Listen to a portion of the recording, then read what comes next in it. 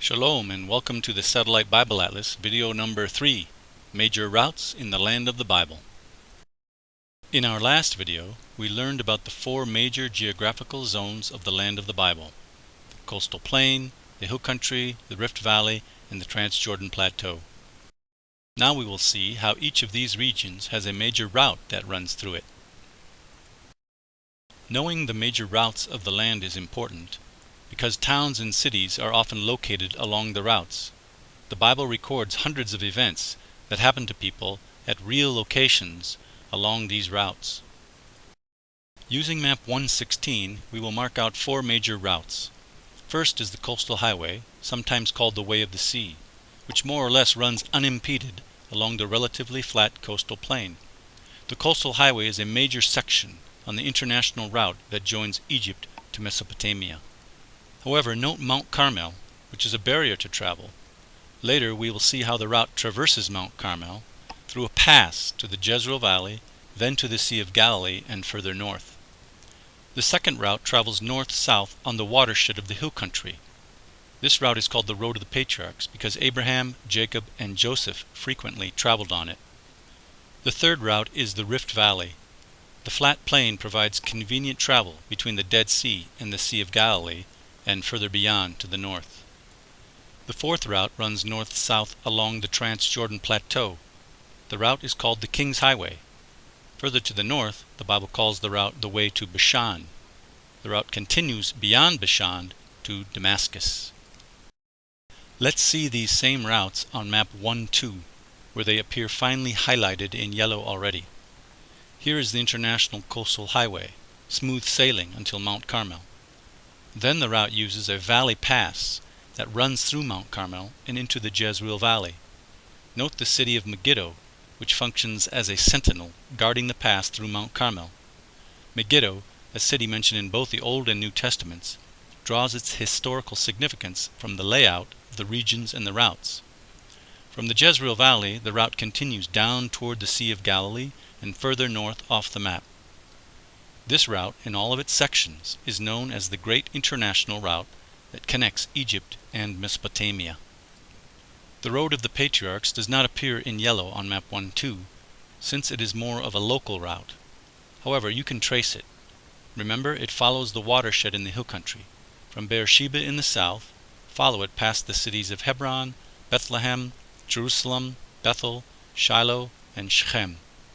Then it descends into the Jezreel Valley, where it joins the international route. The Rift Valley route connects the Dead Sea to the Sea of Galilee. We've marked it out on the east side of the Rift Valley along the foot of Gilead. Finally, the King's Highway comes through Moab, along the plateau, past Rabat Ammon and Gilead, north through Bashan, and off the map toward Damascus. Using map 115, let's take a closer look at why the Jezreel Valley is a hub for routes. Note that this map is east-oriented, north is to the left. The Jezreel Valley is a wide, flat, triangular, or arrowhead-shaped plain that breaks the hill country. It is a hub of routes, since it is the easiest place to cross east-west through the land of the Bible.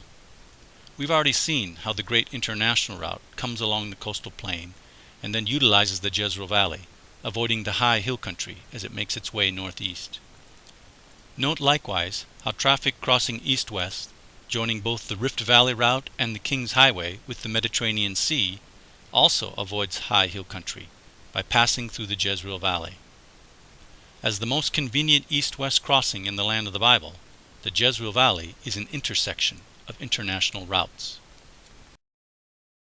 There are many biblical events that occurred in the Jezreel Valley because it is the number one way to cross east-west through the country.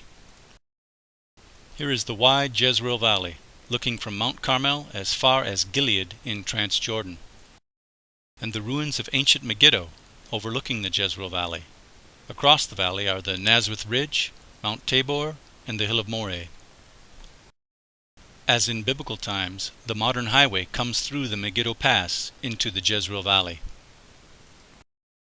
There are other east-west passages through the hill country, but none are as convenient as the Jezreel Valley.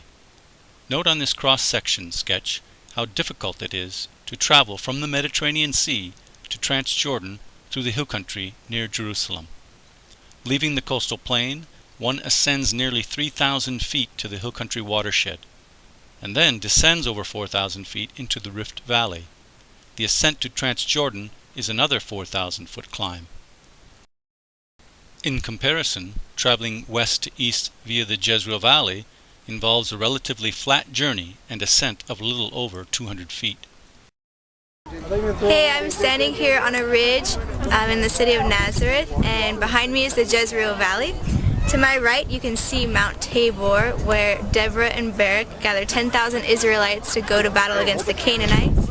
And then to my left, you can see Mount Moreh, where on the slope is the city of Nain. And just after Jesus announced that he had the authority to raise the dead, he raised a widow's son from the dead in that city.